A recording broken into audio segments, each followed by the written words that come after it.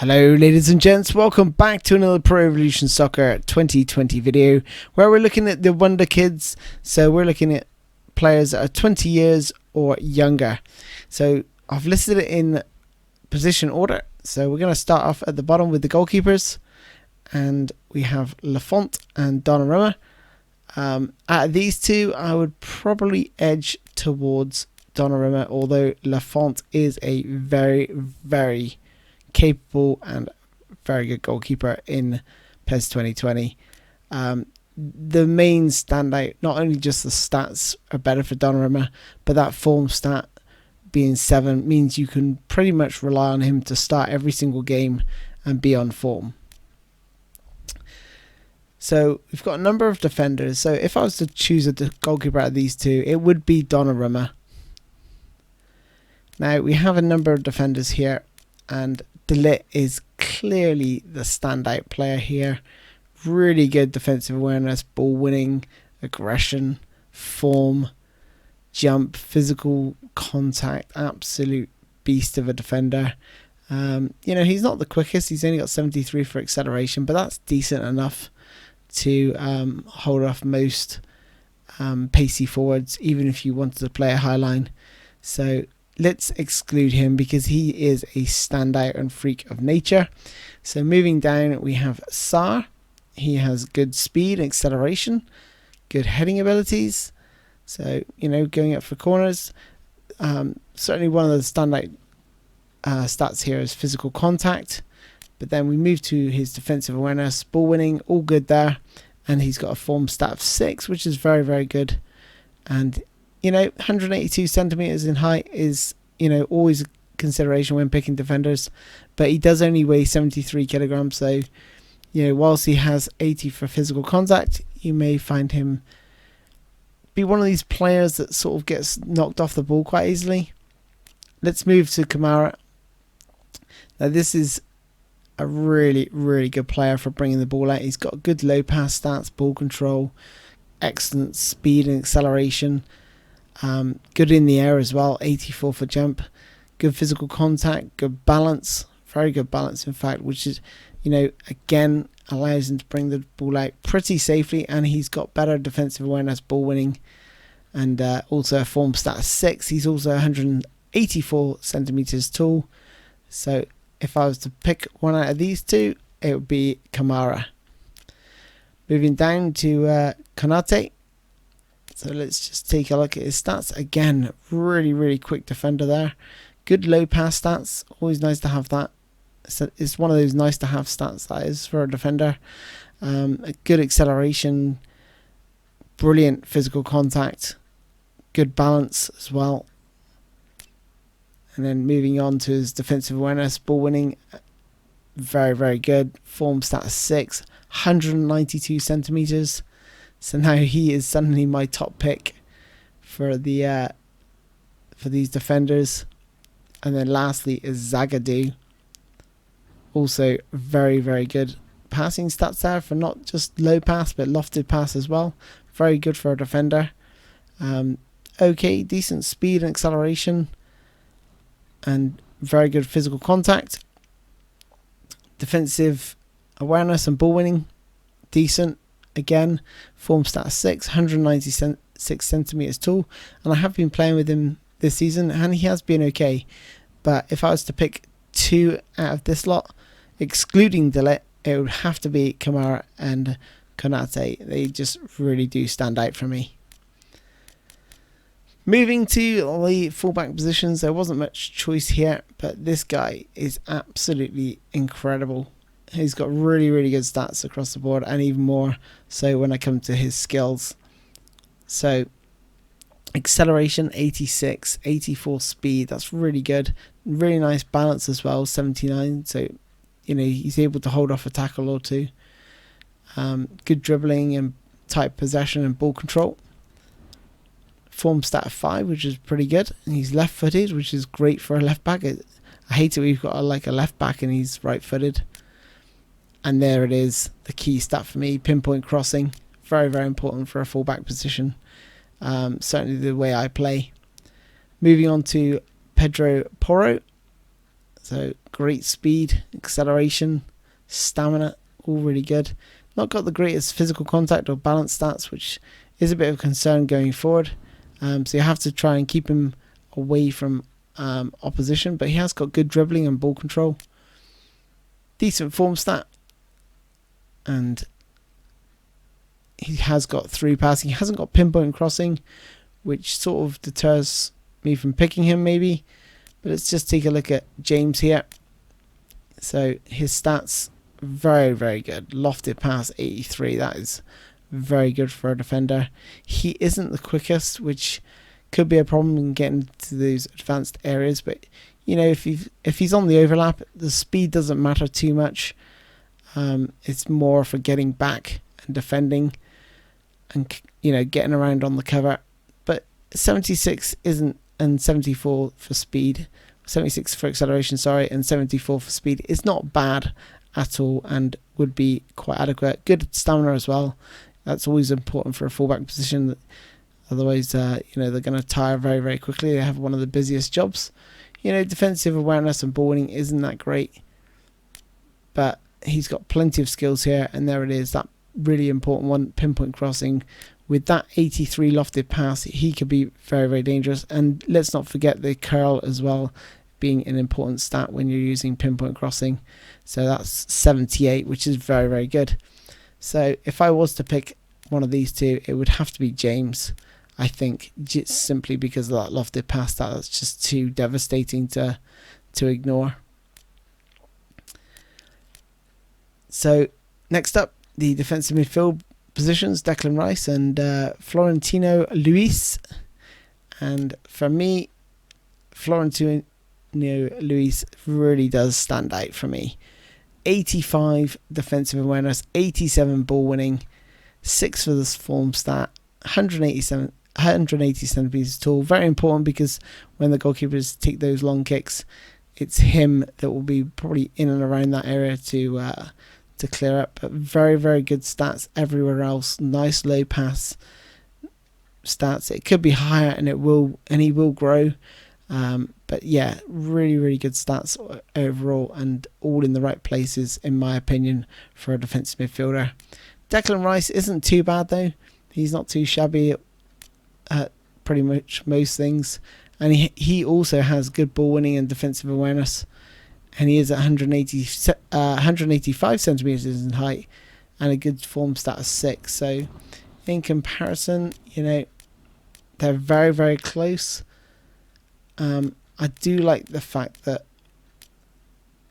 Florentino Luis has the better ball winning and defensive awareness stats, and that's, for me, is more important. So I would go for Florentino Luis out of those two for the defensive midfield positions. Going into midfield now, we've got Almas, Faden and Guendouzi. Now, looking at Guendouzi, brilliant low pass. Really important to have low pass stats here. Certainly in the 80s. I wouldn't pick anyone with less than 80, to be honest. Obviously, these players are going to develop. So let's look at Almas first. Very good stats across the board. 81 for low pass. Dribbling's decent. Ball control's decent. You could rely on him to just come in and do a job for your team. My only concern is his low defensive awareness and ball winning, so you will need a defensive midfielder alongside him, or a combative midfielder, just to help him out in midfield. 184 centimeters in height and 6 for a form stat is pretty decent as well. 77 for stamina, not too bad. Moving on to Phil Foden, and the real standout one for me is the balance, 91. That's going to mean it's very, very hard for your opponents to knock him off the ball easily. So he's going to be very, very good at maintaining good ball control, especially that high ball control stat. That's really going to keep it nice and close to him. And then look at the dribbling, tight possession, low pass, all very good. Again, you're probably going to need someone to support him with the ball winning. But it's not as bad as Almas. You know, it's 68. It's nearly at 70 mark, so it's not that bad at all. But slightly worse on the form stat than Almas, but he is a year younger, and that means he's got a year extra development on top of Elmas. Now, looking at Guendouzi, you know, brilliant stats across the board. Low and lofted passes there, and brilliant stamina as well. And also really good balance and physical contact. So he's going to also be pretty hard to knock off the ball, and he can also put a bit of a challenge in because he's got ball winning and defensive awareness and good aggression as well, and a nice form stat of 6. So for me, he picks himself as the first spot in the centre midfield, followed very closely by Phil Faden. Now, Sas Niang could compete for the left back spot, but in my opinion, he doesn't touch this guy here. He's just too good to fill that role. But he is the only performer that I could really find that I sort of took a shine to. He's not one of my favourite players. He wouldn't be like one person I would be like overly looking out for. But he does have a good form stat of 6. Good speed and acceleration. I really don't like the fact he's got quite a low pass for a left-sided midfielder, because in this game the passing stats are really, really important this year. Otherwise you're going to lose the ball very, very cheaply, I find. But he has got, you know, he's got room for development. He's got a good, decent form stat, and he's not a bad option on the wing. A lot of people just look at speed and acceleration and ignore the rest of the stats sometimes. And yeah, he can be, you know, he might look pretty good to some people, but from me, you know, decent balance, which means he's going to hold off players quite easily. But I'd much prefer him in a left back role than a left midfield role. Moving on to Omar, and this guy is very, very good across the board. Good, excellent balance, excellent acceleration, tight possession, dribbling and ball control, and a decent, well, very good low pass stat there. You know, his lofted passing isn't the greatest, so don't expect to do too many decent crosses. But, you know, he's got a form stat of 6. And he's an opposite foot, so he's a left-footed player on the right wing, so you will have to cut back inside if you are going to cross. But I just recommend just running down the wing, using his acceleration, and then cutting back in and just laying it off to either your right back or a midfielder who's supporting nearby. So he sort of picks himself in that right wing position. In the attacking midfield role, we have Mason Mount and Kai Havertz. You know, both excellent players for this position. It would be really, really difficult to pick between these two. So let's look at Mason Mount first. Excellent stats across the board. 80s all over the place. You know, the stats I'm looking at here, the key ones for me are low pass, lofted pass, dribbling, tight possession, ball control. Kicking power means he can score a goal or two from range. Acceleration, great balance as well, and a form stat of 6. Got plenty of tricks up his sleeves. With that weighted pass is very, very important as well. And he has long range drive, like I said, to score from range. Kai Havertz is very, very mobile with that 87 speed, and that does obviously boost his overall rating. He has good ball control as well, but again, very, very similar stats. He's not got quite as good a lofted pass stat as Mason Mount with 76 compared to 83, but all across the board, you know, he is another very, very good and capable player. The only thing that I mean, if I was to pick between these two, I'd probably go for Mason Mount purely because of that balance, and physical contact and balance is very, very important this year. But Kai Havertz isn't that bad either. You know, flicking between these two, with Mason Mount has a form stat of 6, whereas Kai Havertz has a form stat of 5. I'm sort of leaning towards Mason Mount, if I'm being totally honest. The fact that his kicking power is higher. Let's just take a look at the skills though. He has got plenty of long range drive and long range shooting as well in him. So, you know, both outstanding for that position, but I would probably edge towards Mason Mount. Moving into the left wing forward position, plenty of options here. So let's start with Cliver. So excellent speed and acceleration. His low pass stats sort of make him a hard pick for me, but you're going to find that with most of these players. If you just want a player to sort of just run with the ball, carry the ball into advanced areas and then cycle the ball backwards, he's going to be very good at that. Good balance. He is hard to shrug off the ball. Decent aggression as well. I think that plays a part in it as well. Decent form stats and some nice skills to boot as well. And that pinpoint crossing can never be ignored, even with only 73 for a lofted pass and 72 for curl. So, you know, a very, very capable and decent left wing forward. Moving on to Hudson-Odoi, he sort of suffers from the same sort of thing. Good pace, tight possession, dribbling, ball control. Again, low pass stats and lofted pass stats. Pretty low stamina, and but he does have decent balance of 82. Form stat of 5, so you know, not bad as well. You know, he got plenty of tricks up his sleeve as well.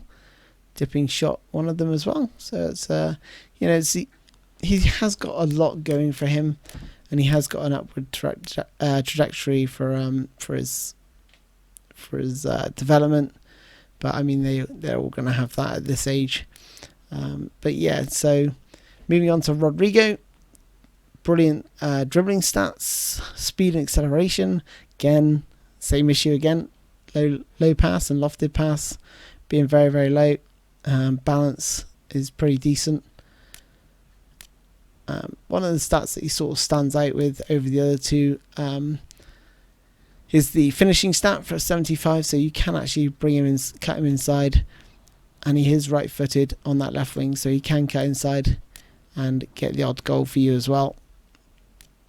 Then Vinicius Jr., probably the best out of these for sort of dribbling and going on dribbling runs, and easily the first pick for my left wing forward position, simply because of his low pass stats. Is, you know, getting to that near that 80 mark, which is vital. Brilliant balance and stamina, and form stat of 5, and plenty of tricks up his sleeve too, including that rising shot, which is just like a nice to have if you want to try and go for that type of goal. Now, right wing forwards, not too much to choose from here. We got Ferran Torres and Jadon Sancho. So let's start off with Torres first. So good speed, acceleration, decent dribbling and ball control stats, tight possession. Again, pretty low pass and lofted pass stats. Balance is good though, and stamina is good. Decent form statistics. Got double touch, which is one of my favourite skills in the game to use, and also dipping shot. Long throw is a bit of a throwaway skill, not all that useful, so that is going to take up a slot when you're if you're going to develop his skills. Moving on to Jadon Sancho, easily the first pick for out of these two, simply because of his low pass stats again, really high dribbling and ball control stats, brilliant to dribble with, loads of skills, excellent speed and acceleration, a real danger, brilliant balance. Look at that balance, 87. So, you know, defenders will find it hard to take the ball off him. Form stat of 6 and plenty of skills as well. There's only one player for the SS role, and that's Joao Felix. He's just simply too good. He's got inspire for dribble through and low pass, and decent acceleration, and just generally brilliant stats across the board. Form stat of 6, plenty of skills, and definitely recommended in my list. Now we're moving on to the strikers and some interesting inclusions here. So we've gone for Hernandez, Liao, Harland and Marlon. So let's start off with Hernandez, and he is actually very, very good. He's got stats in all the right places for me as a striker. I believe he's a goal poacher. No, he's a fox in the box, but that's just as well, because you know, offensive awareness is really, really key for when the crosses come into the box, and also making runs off the back of the defender's shoulder as a goal poacher, if he was a goal poacher, but he's going to be more looking for the crosses into the box. being that fox in the box. So he will find space, especially with that high offensive awareness. Decent ball control means he can hold up the ball pretty well, and not his touch will be pretty good if you play it into him. And very decent finishing for only a 20-year-old.